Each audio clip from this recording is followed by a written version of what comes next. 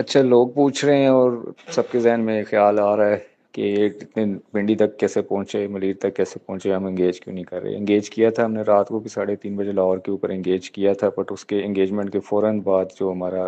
Weapon system تھا وہ اس کا جو وارننگ ریسیور آن ہو گیا تھا،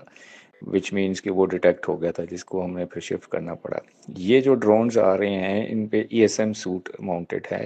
ان کا پرپز ہے کہ یہ ہمارے گراؤنڈ بیسڈ ایئر ڈیفنس کی ریڈیشنز کو ڈیٹیکٹ کریں، اور ڈیٹا لنک کے پیچھے یہ ہماری لوکیشنز کو ٹرانسمٹ کر دیتے ہیں کہ جو ان کے کمانڈ سینٹر کو، کہ کہاں سے ان کو ہم نے لاک کیا ہے، جس کی وجہ سے ہمارے گراؤنڈ بیسڈ ایئر ڈیفنس کے جو سسٹمز ہیں، لو میڈز ہیں، ہائی میڈز ہیں، ان کی لوکیشن ڈسکلوز ہو جائے گی۔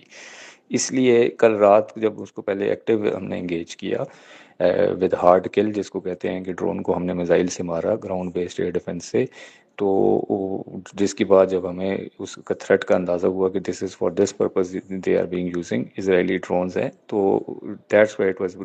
ڈیسائیڈڈ کہ ان کو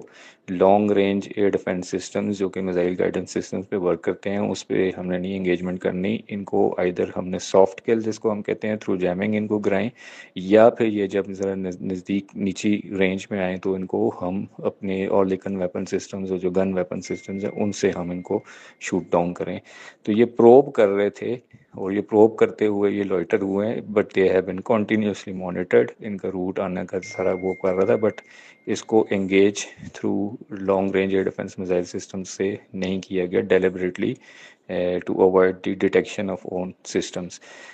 ہینڈس فورتھ جب سے وہ اپنی رینج سے انہوں نے آلٹیٹیوڈ کو انہوں نے کم کیا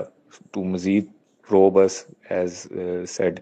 ان دی لینگویج کے ٹرول کرنے کے لیے، وہ کرنے کے لیے، تو اس میں پھر ہم نے ان کو جو ایک ایک گن سے، اور لیکن ایک ایک گن سے ان میں ان کو کرایا۔ Thank you.